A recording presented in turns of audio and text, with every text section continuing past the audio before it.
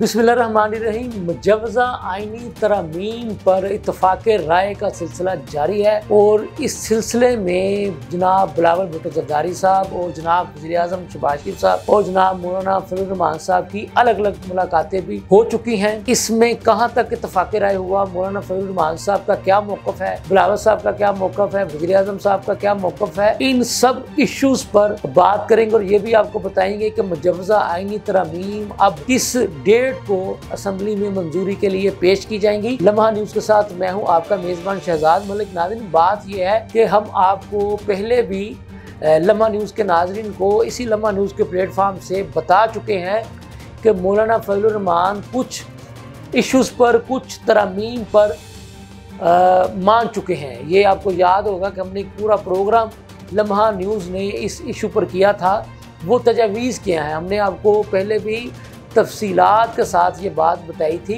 कि मौलाना फजलुर रहमान साहब भी चाहते हैं कि आईनी अदालत का क़याम हो और उसमें आईनी केसेस को सुना जाए। यही मौक़िफ़ बिलावल भुट्टो ज़रदारी साहब का है और यही मौक़िफ़ जनाब वज़ीर-ए-आज़म शहबाज शरीफ साहब का है। तो मौलाना फजलुर रहमान साहब भी यही चाहते हैं कि जो अवामी इश्यूज़ के केसेस हैं, जिनके बारे में ये कहा जाता है कि वो सुप्रीम कोर्ट में लाखों के हिसाब से ज़ेर इल्तवा है, उनके लिए एक अलग जो है वो चीफ जस्टिस साहब होने चाहिए ताकि वो जो अवामी इश्यूज़ के केसेस हैं वो उनको सुनें। आज बिलावल भुट्टो ज़रदारी साहब ने वाज़े किया है कि मेरा कोई एजेंडा नहीं है किसी भी ख़ास बंदे को आगे लाने का, किसी और का होगा। उन्होंने नाम तो नहीं लिया कि किसी और का किसका होगा, लेकिन उन्होंने साथ ये भी वाज़े किया कि जी मौजूदा चीफ साहब आईनी अदालत के सरबराह बने या दूसरी वाली अदालत के सरबराह बने, मुझे इससे भी कोई एतराज़ नहीं, लेकिन मैं ये ज़रूर चाहता हूँ कि आईनी अदालत का क़याम अमल में लाए। उनका ये कहना था कि चार्टर ऑफ डेमोक्रेसी में ये एक अहम शिक थी और है कि जी हमने आईनी अदालतों का क़याम अमल में लाना है ताकि जो अवामी इश्यूज़ को सुनने वाले जो जज साहिबान हैं वो हर दूसरे तीसरे दिन सियासी केस को सुनने के लिए बैठ जाते हैं।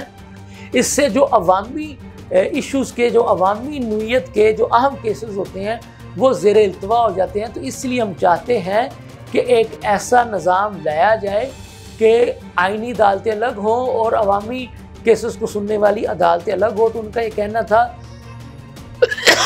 आईनी अदालतों के क़याम के लिए तो मैं जद्दोजहद जारी रखूँगा, चाहे किसी को अच्छा लगे या ना लगे। उनका ये भी कहना था कि पीपल्स पार्टी आईनी अदालतों के क़याम के हवाले से ड्राफ्ट तैयार कर रही है। ये बात भी हम आपको पहले बता चुके हैं। हम आपको ये भी बता चुके हैं कि मौलाना फजलुर रहमान साहब अपना ड्राफ्ट तैयार कर रहे हैं। फिर हम आपको ये भी बता चुके हैं कि ये जो अलग अलग ड्राफ्ट तैयार होंगे फिर इन पर इत्तफ़ाक़ राय किया जाएगा। फिर इत्तफ़ाक़ राय होने के बाद एक मुतफ़िक़ा तरामीमों पर मुश्तमिल एक बिल जो है वो पेश किया जाएगा। और जैसा कि हमने आपको बताया कि अक्टूबर के पहले हफ्ते में ये बिल जो है वो पेश किए जाने का इम्कान है। आज चूँकि अब 1 अक्टूबर का आगाज़ हो चुका है, तो हम आपको ये बता दें कि अब कुछ आने वाले दिनों में इस बिल पर इत्तफ़ाक़ राय मुकम्मल होने के बाद इस बिल को मंजूरी के लिए ऐवान में पेश कर दिया जाएगा। हम आपको ये भी बताते चलें कि मौलाना फजलुर रहमान साहब भी चाहते हैं कि अवामी इश्यूज़ को सुनने वाली अदालत अलग हो और आईनी इश्यूज़ को सुनने वाली अदालत अलग हो।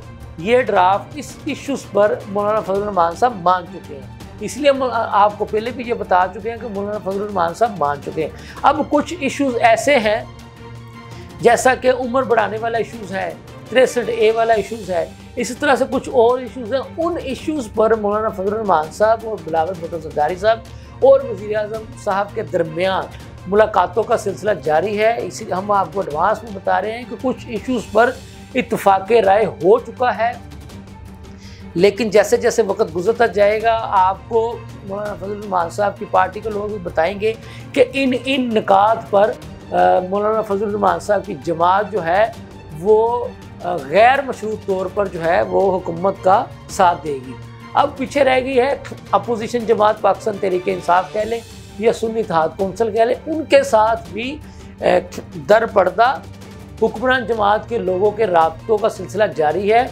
जैसे मैं आपको पहले भी बता चुका हूँ कि कोशिश ये हो रही है कि असम्बली से बाहर ही पहले इत्तफाक़ राय जो है वो कर लिया जाए और फिर भी मुतफ़िका तौर पर इन मुजवज़ा तरमीम को असम्बली के फोरम पर लाया जाए, ताकि फिर उस वक़्त जो है, जैसा कि कुछ दिन पहले हुआ कि अभी इजलास होता है, अभी इजलास होता है, अभी इजलास होता है और फिर इजलास भी नहीं हुआ और इन मुजवज़ा तरमीम को पेश भी नहीं किया जा सका।